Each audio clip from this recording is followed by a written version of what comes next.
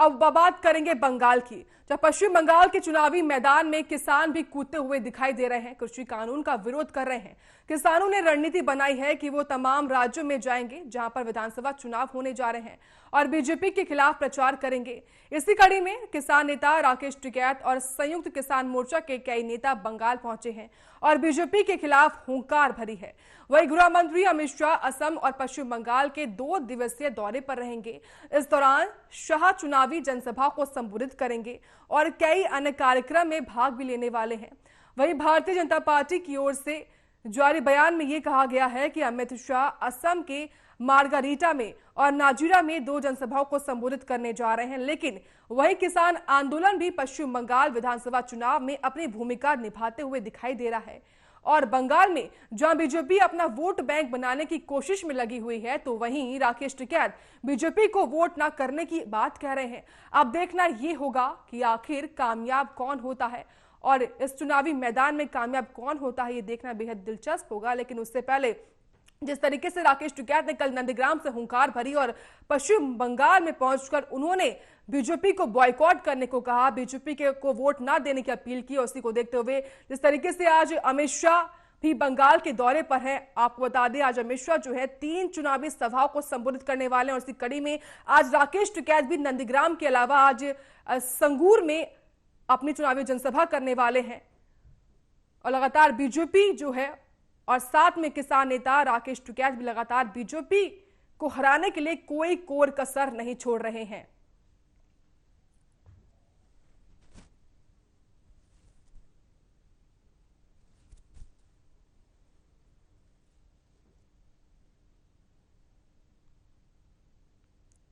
तो किसान आंदोलन जिस तरीके से लगातार जारी है, ऐसे में फिलहाल जो किसान आंदोलन का जो रुख है वो पश्चिम बंगाल मुड़ चुका है। पश्चिम बंगाल की जमीन पर, बंगाल की पिच पर जो है राकेश टिकैत कल पहुंचे थे और नंदीग्राम से जनसभा करते हुए उन्होंने हुंकार भरी और बीजेपी पर खास तौर से हमलावर करते हुए दिखाई दिए। और वहीं आज भी वो एक और चुनावी जनसभा को संबोधित करने वाले हैं और वहीं असम और पश्चिम बंगाल के 2 दिवसीय दौरे पर आज गृह मंत्री अमित शाह रहने वाले हैं।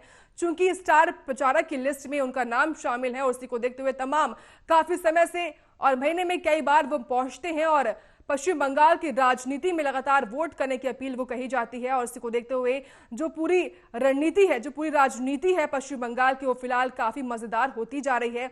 और इसी को देखते हुए आज राकेश टिकैत भी दूसरी चुनावी जनसभा करने वाले हैं।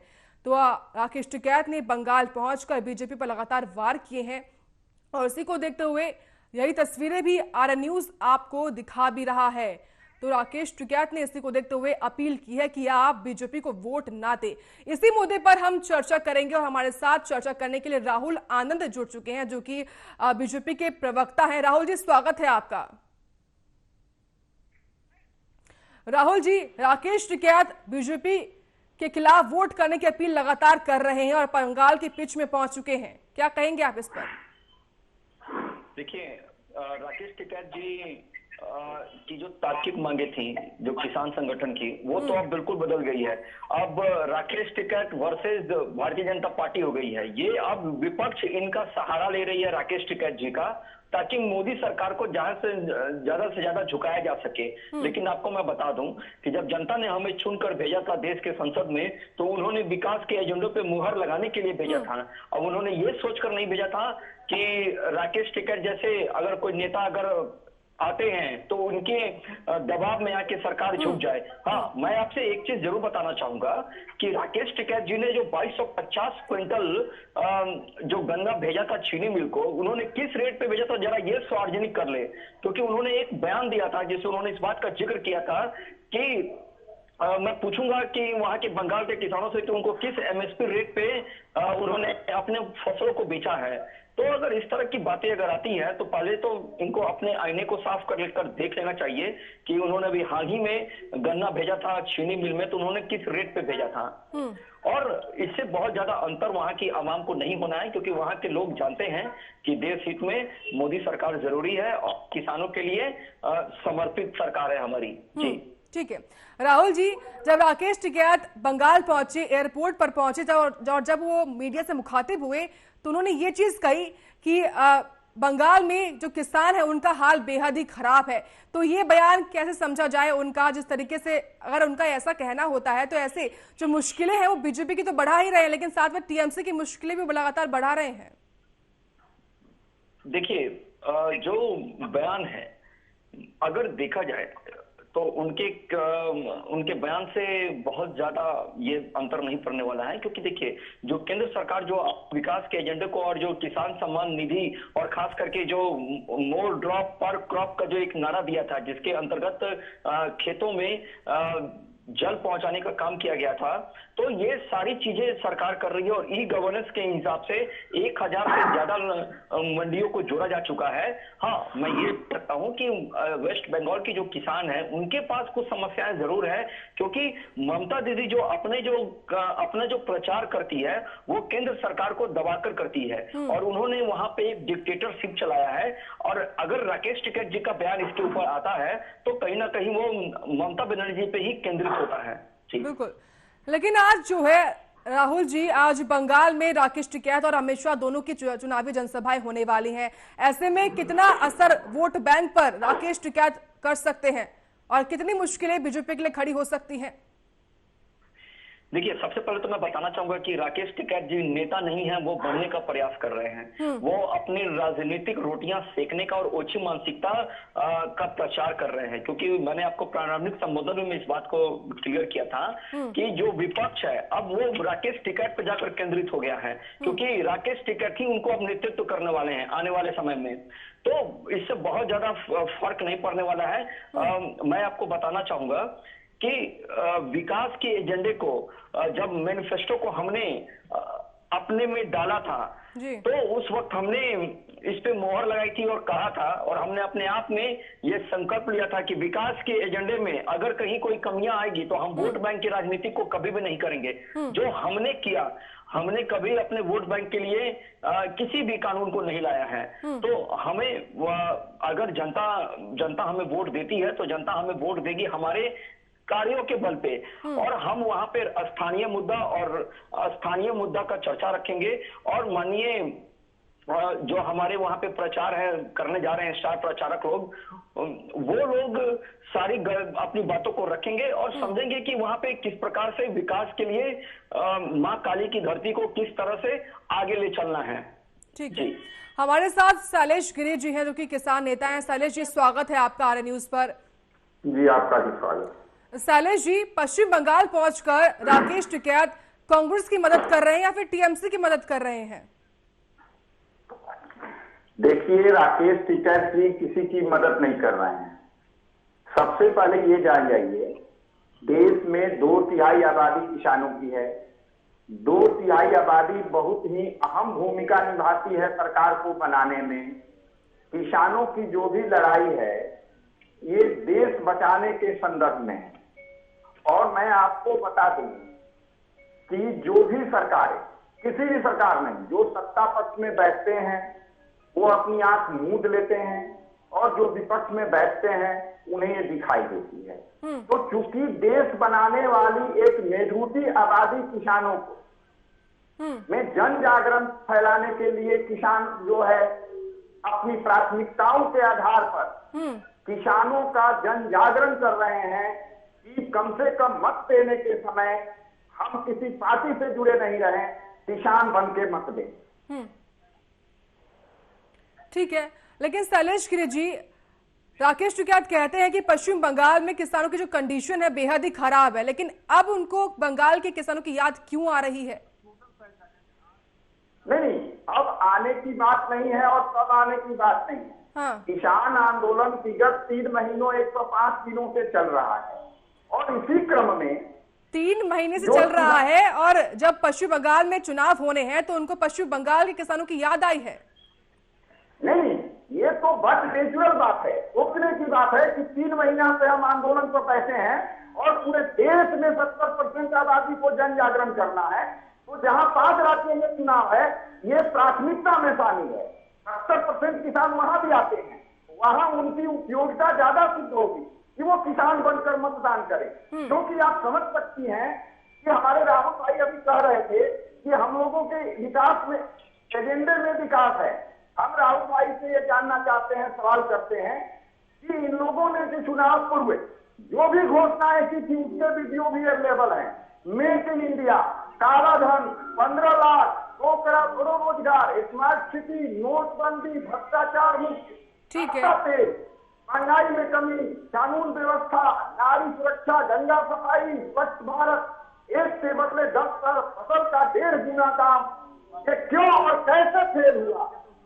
आज 70% किसानों, इसमें मत्स्य पालन से लेकर मुर्गी पालन, ठीक है शैलेश गिरी जी, ठीक है, वो लेकर राहुल जी जवाब दीजिए। चाहता हूँ कि खाद की दवाइयों पर, ठीक है, ठीक है, बताना चाहूंगा आदरणीय शैलेश जी को, किसान नेता को मैं बताना चाहूंगा कि राकेश टिकैत जी का जो एक बयान आया है कि वेस्ट बंगाल में किसानों की स्थिति बहुत ही खराब है, तो फिर वो प्रचार करने किसका गए हैं? ठीक है, या तो फिर अगर वो टीएमसी के फेवर में प्रचार कर रहे हैं तो फिर किसानों की वही बदहाल स्थिति ले आएंगे, क्योंकि कहीं तो उनको संतुष्ट होकर इन कामों को करना होगा। और शैलेश जी ने एक और बात कही है, अहम बात कही है, जिस उन्होंने कहा है कि किसान देश को बचाने जा रहे हैं। तो इसमें क्या हो गया है देश में? आज तक तो किसी किसान नेता ने आकर माननीय प्रधानमंत्री जी से या माननीय कृषि मंत्री जी से ये तो नहीं कहा कि उसमें काला कहाँ है। आज तक पता नहीं चल पाया 105 दिनों में। मैं कल उनकी बयान को देख रहा था, राकेश टिकैत जी की बयान को देख रहा था, उसमें उन्होंने कहा था कि हमने तो एमएसपी की मांग की थी, हमने तो इसमें एमएसपी की हमने तो कानून बनाने की मांग की थी। जबकि मैं पहले से भी इस बात को कहता आया हूं कि अगर 6% लोगों की मांग को आप लेकर अगर बैठे हैं तो फिर ये 94% जो है हमारे देश के किसान, उनके बारे में कौन सोचेगा? उनके बारे में सोचने का काम आपका ही है। तो बातों को बदलने से नहीं होगा। वो अभी भी कंफ्यूज हैं कि वो किसके लिए गए हैं वोट मांगने के लिए। राहुल जी, लेकिन बीजेपी का ये कहना कि राकेश टिकैत का बंगाल में आने से उनके वोट बैंक पर कोई असर नहीं पड़ेगा, उन पर कोई फर्क नहीं पड़ेगा, ऐसा क्या बीजेपी का विश्वास है या बीजेपी का अहंकार बोल रहा है? देखिए, ये भरोसा है और अगर सच्चाई को किसानों के बीच में रखा जाए, क्योंकि विगत 6 वर्षों में हमने जितना काम किया है किसानों को लेकर, उनकी आय को दुगुना करने से लेकर ई गवर्नेंस को जोड़ने के लिए और एमएसपी खरीदारी के लिए जितनी सारी बातें हैं, और सिंचाई है, मोर ड्रॉप पर क्रॉप की भी जो हमने योजना चला रखी है, तो हमने उनके बीच में उन सारी बातों को लेकर जा रहे हैं। हाँ, मैं आपको ये भी कह रहा हूँ कि किसान नेता राकेश टिकैत जी से हमें कोई लेना देना नहीं है, ना उनसे कोई हमें बहुत ज्यादा प्रभाव पड़ने वाला है, क्योंकि एक तरफ पूरे देश ने देखा था कि किस प्रकार से इन आंदोलन के दिनों में राकेश टिकैत जी ने कितना पैसा कमाया है। अगर कहीं कोई क्षति हुई है तो वो सिर्फ हुई है छोटे किसानों को, जो उनके प्रति हमारी संवेदना है। तो ये हमारा अहंकार नहीं है। अगर कानून को बनाकर उसको पालन कराना है तो कुछ समस्याएं जरूर आती हैं। कहीं लोग पक्ष में रहते हैं, कहीं लोग विपक्ष में भी रहते हैं हमारे साथ। हर कानून में काला और सफेद होता है, लेकिन इसमें काला कहीं नहीं है, क्योंकि आज तक यह निकल कर नहीं आया है। महात्मा गांधी ने रोबोट एक्ट को काला कानून कहा था, जिसमें उन्होंने ये कहा था कि इसमें ना वकील रखने की आजादी थी, डायरेक्ट गिरफ्तारी की इजाजत थी। उसको हम लोग काला कानून कहते हैं। इस कानून में कहाँ काला है? हम आपको बेचने के लिए मंडी दे रहे हैं, हमने आपकी पुरानी एपीएमसी व्यवस्था को खत्म नहीं किया, हमने आपको विकल्प दिए हैं अपने अनाज को बेचने के लिए, तो इसमें है ही कहाँ काला? शैलेश गिरी जी, को दिखता है बीजेपी कह रही है कि बंगाल में भले ही किसान नेता राकेश टिकैत पहुंच जाए, भले ही वो बीजेपी को वोट ना देने की अपील करे, लेकिन इससे बीजेपी के वोट बैंक पर कोई फर्क नहीं पड़ेगा।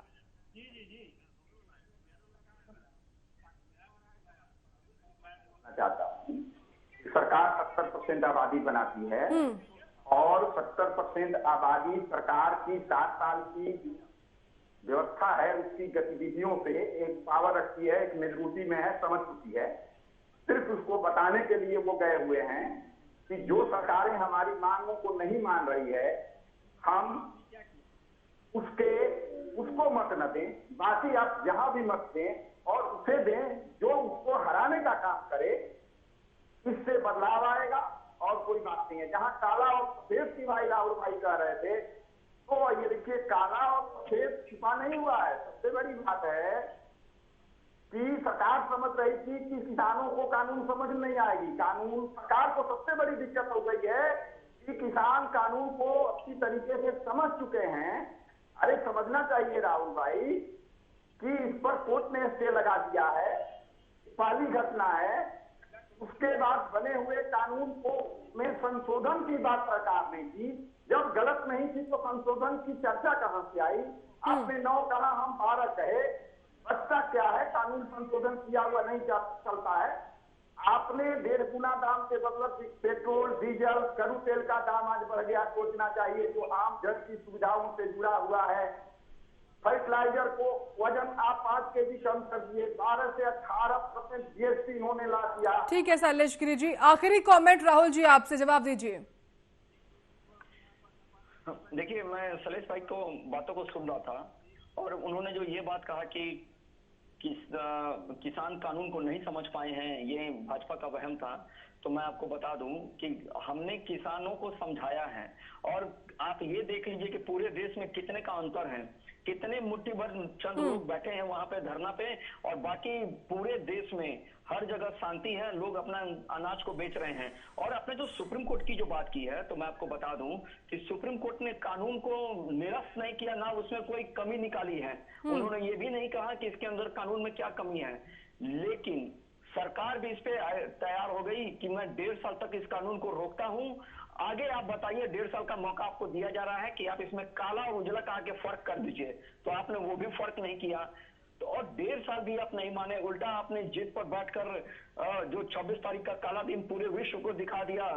तो इससे बचने के लिए, इस कार्रवाई से बचने के लिए ये सब बातें की जा रही है कि भाजपा को हराओ ताकि इनकी शान टूटे, इनका घमंड टूटे, ये सब मनगढ़ंत बातें आ रही हैं। लेकिन मैं आपको बता देता हूं, सरकार का काम है करना।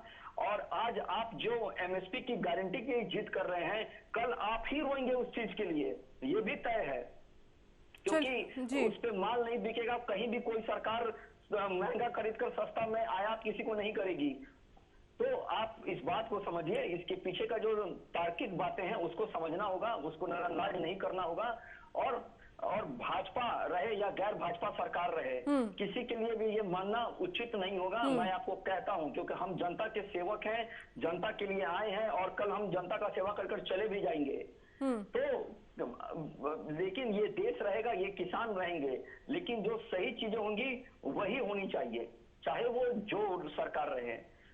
जी ठीक है, बहुत बहुत शुक्रिया राहुल आनंद जी और शैलेश गिरी जी आपका जुड़ने के लिए और आज के मुद्दे के पे हमारे साथ बहस करने के लिए। फिलहाल के लिए हमारे स्पेशल बुलेटिन में इतना ही। आप देखते रहिए आर्या न्यूज।